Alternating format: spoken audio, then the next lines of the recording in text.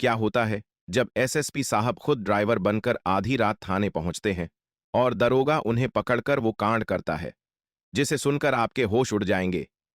यह कहानी इतनी चौंकाने वाली है कि आप इसे भूल नहीं पाएंगे।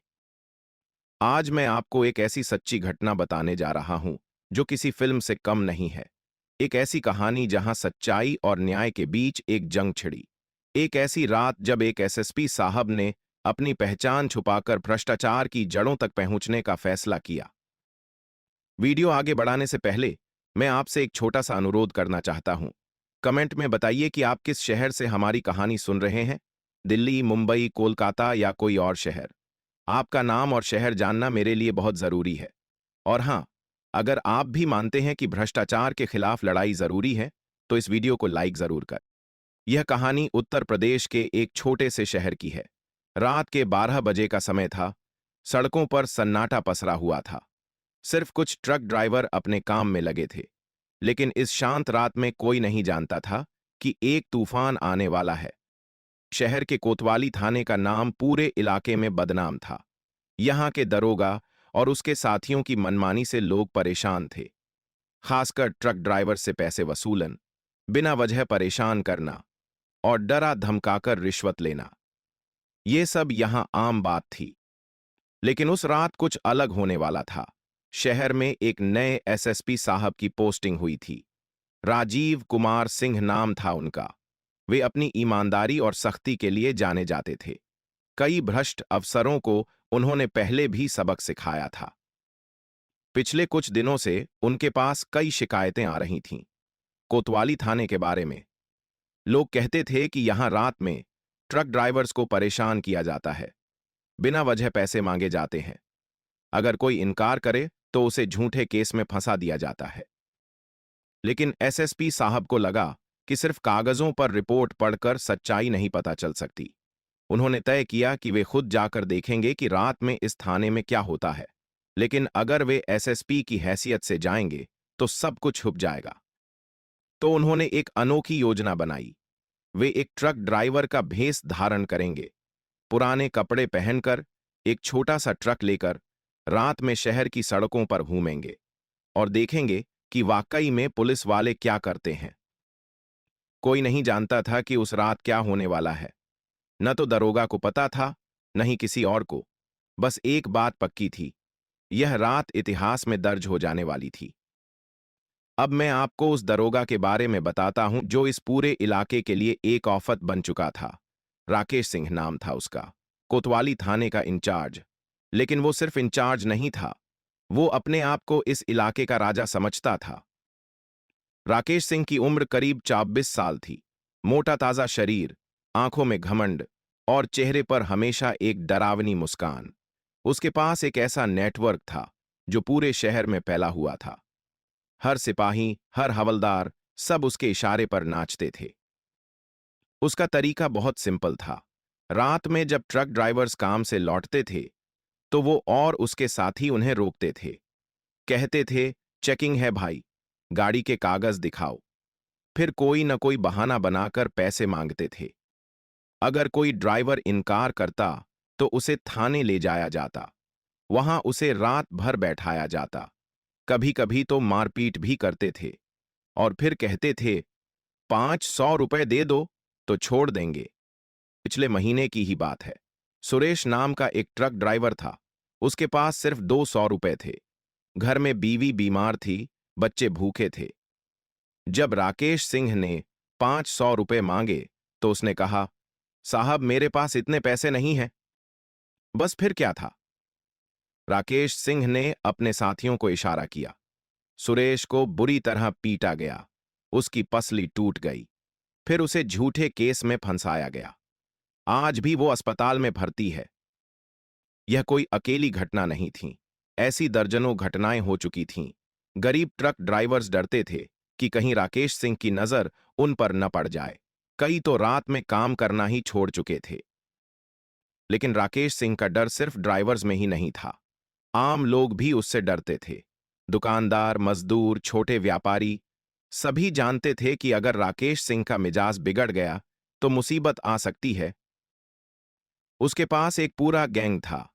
4-5 सिपाही जो हमेशा उसके साथ रहते थे, विनोद, सुनील, राजू, मनोज, ये सब उसके वफादार थे।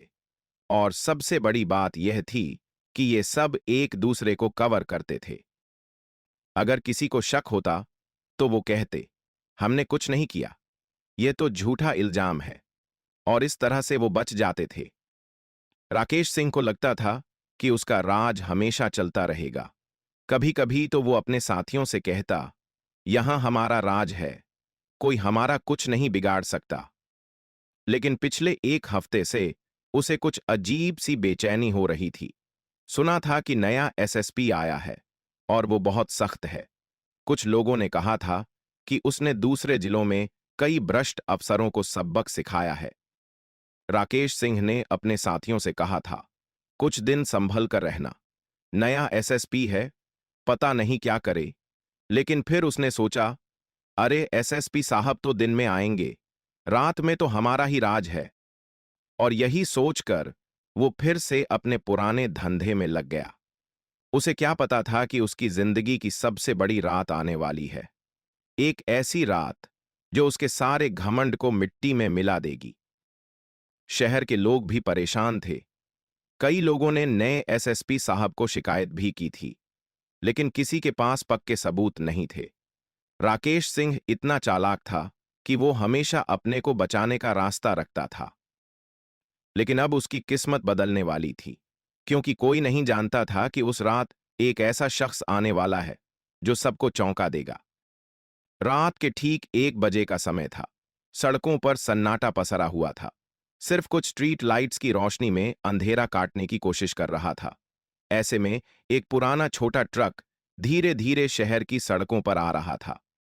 ट्रक के अंदर बैठा था राजीव कुमार सिंह।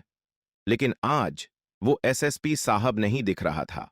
पुराना फटा हुआ कुर्ता पायजामा, सिर पर एक पुराना गमछा और चेहरे पर 2 दिन की डेढ़ी, बिल्कुल एक आम ट्रक ड्राइवर की तरह। उन्होंने बहुत सोच समझकर यह भेस तैयार किया था। कपड़े उन्होंने अपने ड्राइवर से मांगे थे। ट्रक भी एक पुराना सा था जो सिर्फ काम चलाने के लिए था। उनका मकसद था कि कोई भी उन्हें पहचान न सके। राजीव कुमार सिंह की उम्र 38 साल थी। वो पिछले पिछले सालों से पुलिस की नौकरी कर रहे थे। उन्होंने कई जिलों में काम किया था, हर जगह भ्रष्ट अफसरों को पकड़ा था। उनकी एक ही आदत थी, सच्चाई के लिए लड़ना। जब उन्हें इस जिले में पोस्टिंग मिली तो उन्होंने सुना था कि यहां बहुत समस्याएं हैं, खासकर कोतवाली थाने की। लेकिन वो सिर्फ सुनिए सुनाई बातों पर यकीन नहीं करते थे। उन्हें खुद देखना था कि क्या होता है। उन्होंने अपने घर में भी किसी को नहीं बताया था। अपनी पत्नी से भी कहा था कि वो किसी जरूरी काम से बाहर जा रहे हैं, क्योंकि अगर किसी को पता चल जाता तो सारी योजना बिगड़ सकती थी। राजीव साहब का ट्रक धीरे धीरे उस इलाके में पहुंच रहा था जहां कोतवाली थाना था। उन्होंने देखा कि सड़क पर कुछ लोग खड़े हैं। वो समझ गए कि यही वो जगह है जहां पुलिस वाले चेकिंग करते हैं। जैसे ही उनका ट्रक पास आया, एक सिपाही ने हाथ उठाकर रोकने का इशारा किया। राजीव साहब ने ट्रक रोक दिया।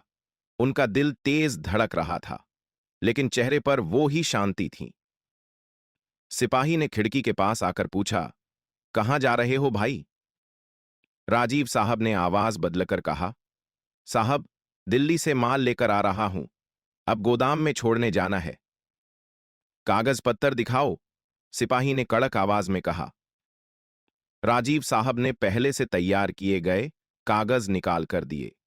सिपाही ने देखा और फिर कुछ देर बाद कहा, ये कागज तो ठीक लग रहे हैं, लेकिन रात में चेकिंग चल रही है। अब राजीव साहब को समझ आ गया कि यहां से असली खेल शुरू होने वाला है। उन्होंने कहा, जी साहब, कोई दिक्कत तो नहीं है ना? दिक्कत की बात नहीं है भाई, बस थोड़ी सी फीस लगेगी, सिपाही ने मुस्कुराते हुए कहा।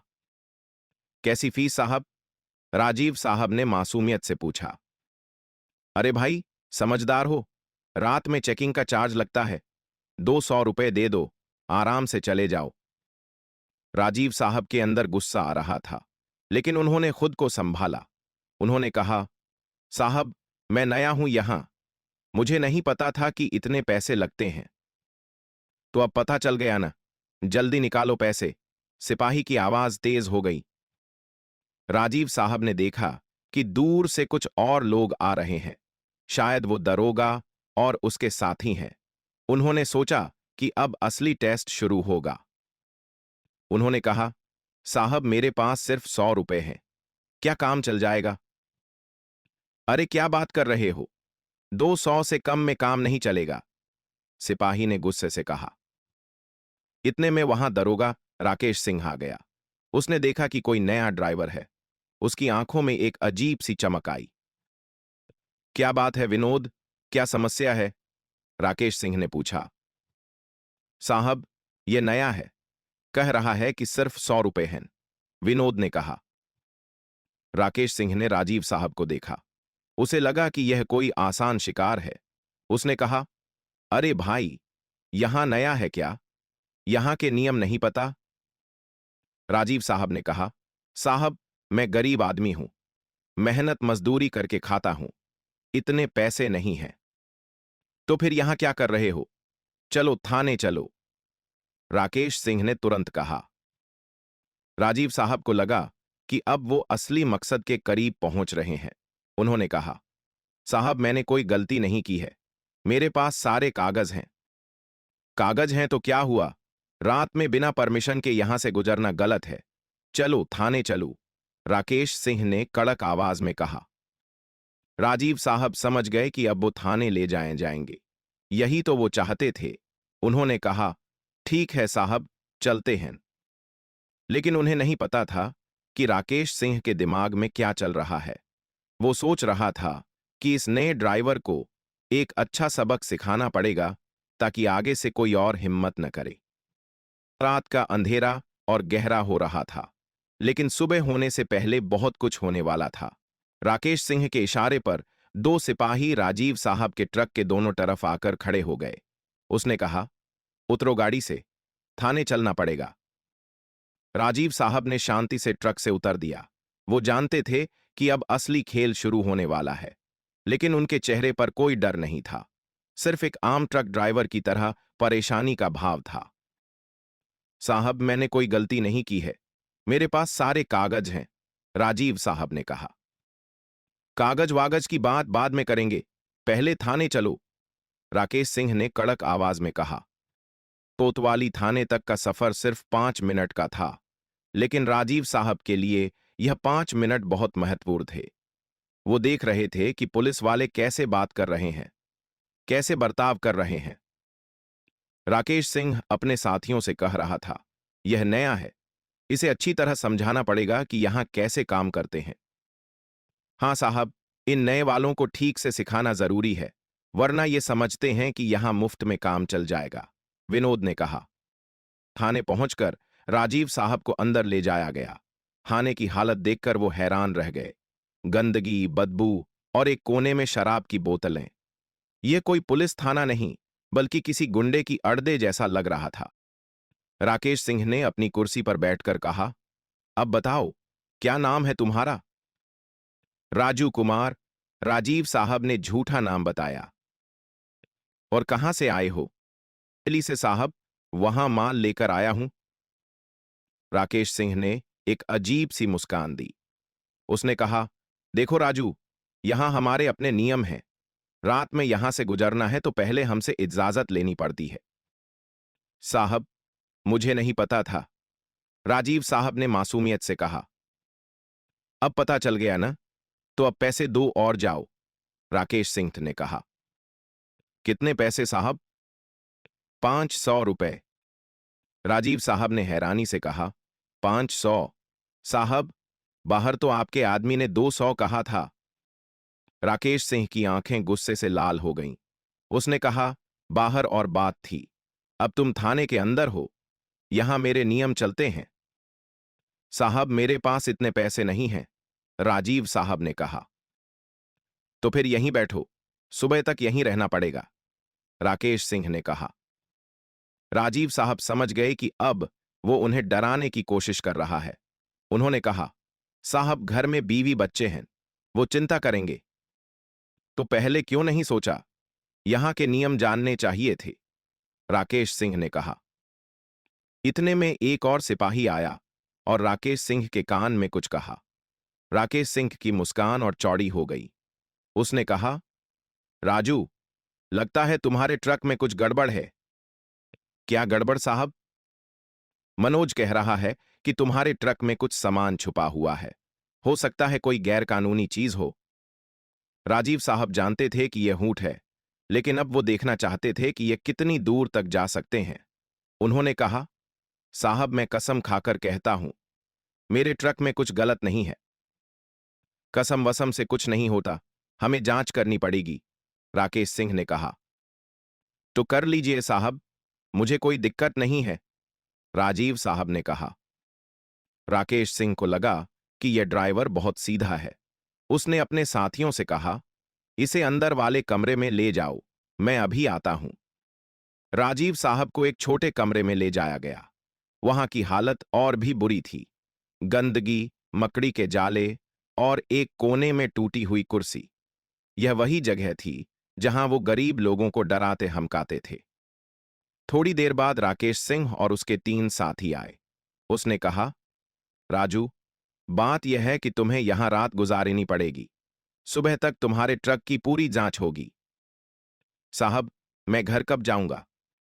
हम कहेंगे तब, राकेश सिंह ने कहा। अब राकेश सिंह को लगा कि यह वक्त है इस ड्राइवर को अपना असली रूप दिखाने का।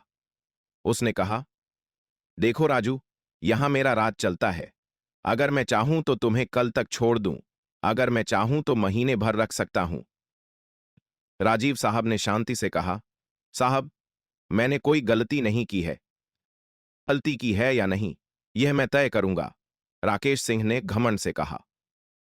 फिर उसने अपनी कुर्सी राजीव साहब के पास खींची और कहा, सुनो राजू, मैं तुम्हें एक रास्ता बताता हूं, 1,000 रुपए दे दो, सारा मामला खत्म।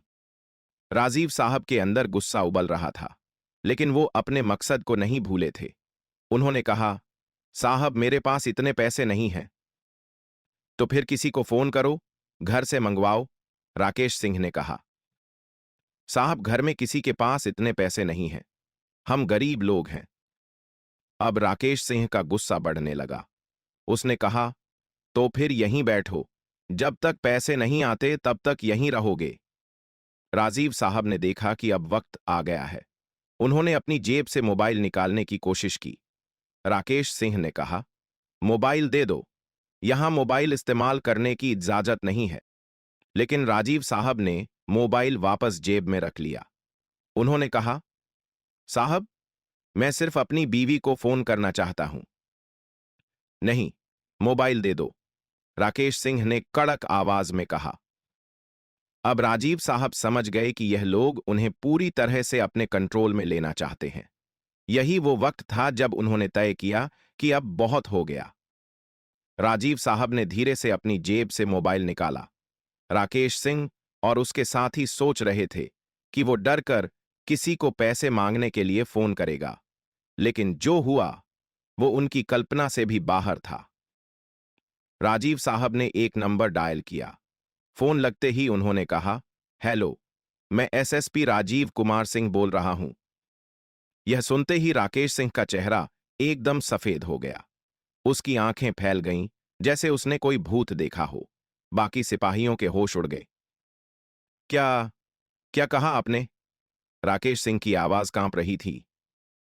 राजीव साहब ने फोन जारी रखा।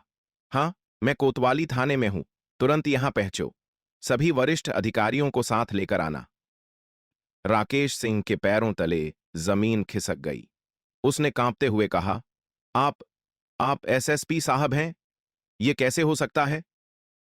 राजीव साहब ने फोन रखा और राकेश सिंह की आंखों में आंखें डालकर कहा, हां, मैं इस जिले का एसएसपी हूं और तुमने अभी तक जो कुछ भी किया है वो सब मैंने अपनी आंखों से देखा है। राकेश सिंह की सांस फूलने लगी। उसका चेहरा पसीने से तर हो गया। वो समझ गया कि उसकी सारी दुनिया उजड़ गई है।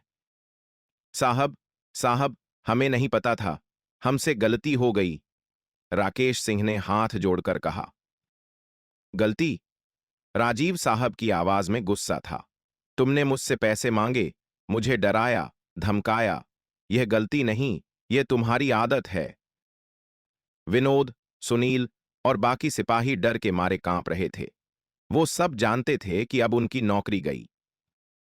साहब माफ कर दीजिए, हमें नहीं पता था कि आप हैं, विनोद ने रोते हुए कहा।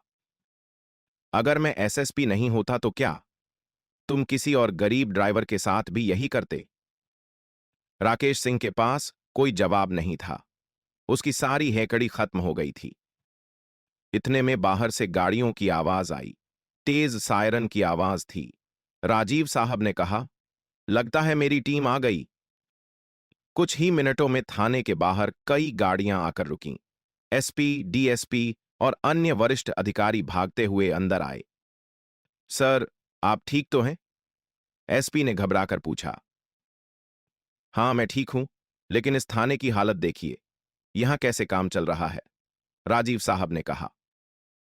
सभी वरिष्ठ अधिकारी राकेश सिंह हैं और उसके साथियों को देखकर समझ गए कि मामला क्या है।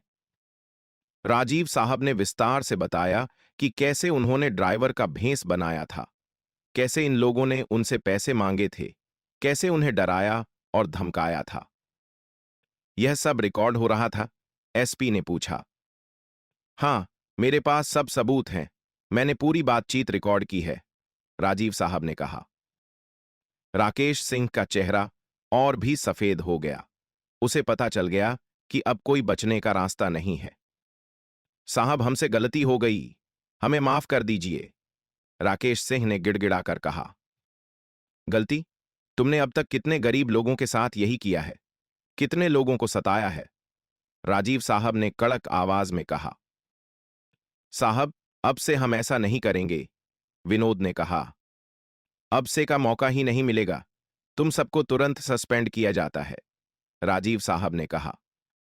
यह सुनते ही सभी सिपाहियों के होश उड़ गए।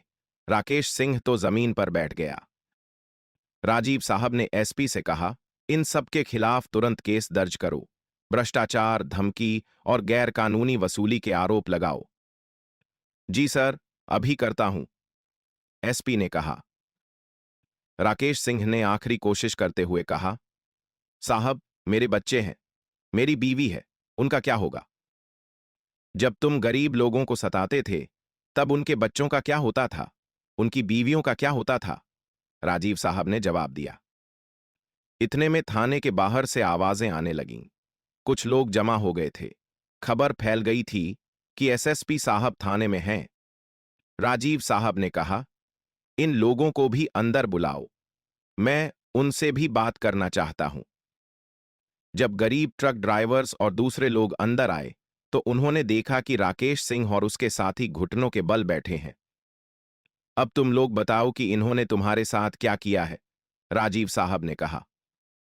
एक एक करके सभी लोगों ने अपनी आपबीती बताई। कैसे उनसे पैसे मांगे गए, कैसे उन्हें डराया गया, कैसे उनके साथ मारपीट की गई। सुरेश भी आया था। वो अभी भी अस्पताल से छुट्टी पाकर आया था। उसने बताया कि कैसे उसकी पसलियां तोड़ी गईं। राजीव साहब ने सभी की बात सुनी। उनकी आंखों में आंसू आ गए। उन्होंने कहा, आज से यह सब बंद। अब कोई भी इस तरह की हरकत नहीं करेगा। राकेश सिंह और उसके साथी अब पूरी तरह से टूट चुके थे। उनका घमंड धूल में मिल गया था। वो जानते थे कि अब उनकी जिंदगी बर्बाद हो गई है। अगले दिन सुबह की खबर पूरे शहर में आग की तरह फैल गई। राकेश सिंह और उसके 3 साथी गिरफ्तार हो गए थे। उन पर भ्रष्टाचार, धमकी और गैरकानूनी वसूली के गंभीर आरोप लगे थे। राजीव साहब ने मीडिया को बुलाकर पूरी घटना की जानकारी दी। उन्होंने बताया कि कैसे उन्होंने ड्राइवर का भेष बनाकर असली सच्चाई जानी। यह सिर्फ एक थाने की समस्या नहीं है, यह पूरे सिस्टम की समस्या है। जब तक हम खुद नहीं देखेंगे, तब तक हमें असली सच्चाई नहीं पता चलेगी, राजीव साहब ने कहा। राकेश सिंह को 14 दिन की न्यायिक हिरासत में भेज दिया गया। कोर्ट में जब वो पेश हुआ, तो उसका चेहरा बिल्कुल बदल गया था। वो घमंड अब कहीं नहीं था। कोतवाली थाने में नए अधिकारी आए। अब यहां का माहौल बिल्कुल बदल गया था। ट्रक ड्राइवर्स और आम लोग अब बिना डर के आते जाते थे। सुरेश जैसे लोगों को न्याय मिला। उन्हें मुआवजा दिया गया। उनका इलाज सरकारी खर्च पर कराया गया। शहर के लोगों में एक नई उम्मीद जगी थी। वो समझ गए थे कि अगर कोई सच्चा अधिकारी हो तो न्याय मिल सकता है। राजीव साहब ने पूरे जिले में यह संदेश फैलाया कि कोई भी व्यक्ति कानून से ऊपर नहीं है, चाहे वो कितना भी बड़ा अधिकारी हो। जब मैंने ड्राइवर का भेष बनाया तो मैंने सिर्फ कपड़े बदले थे, लेकिन मैंने यह भी जाना कि एक आम आदमी को कैसे सताया जाता है। यह मेरे लिए एक सबक था, राजीव साहब ने कहा। आज उस शहर में शांति है। कोई भी पुलिस वाला गैरकानूनी वसूली की हिम्मत नहीं करता, क्योंकि उन्हें पता है कि कब कोई एसएसपी साहब ड्राइवर बनकर आ जाए। राकेश सिंह आज भी जेल में है। उसकी सारी संपत्ति जब्त हो गई है। उसका घमंड अब सिर्फ एक यादगार है। यह कहानी हमें यह सिखाती है कि सच्चाई कभी छुप नहीं सकती। न्याय में देर हो सकती है, लेकिन अंधेर नहीं हो सकता। और जब कोई सच्चा व्यक्ति सच्चाई के लिए लड़ता है तो पूरा सिस्टम बदल जाता है। राजीव साहब का यह कदम सिर्फ एक शहर को नहीं, बल्कि पूरे राज्य को एक नई दिशा दे गया। आज भी लोग उनके इस साहस की मिसाल देते हैं।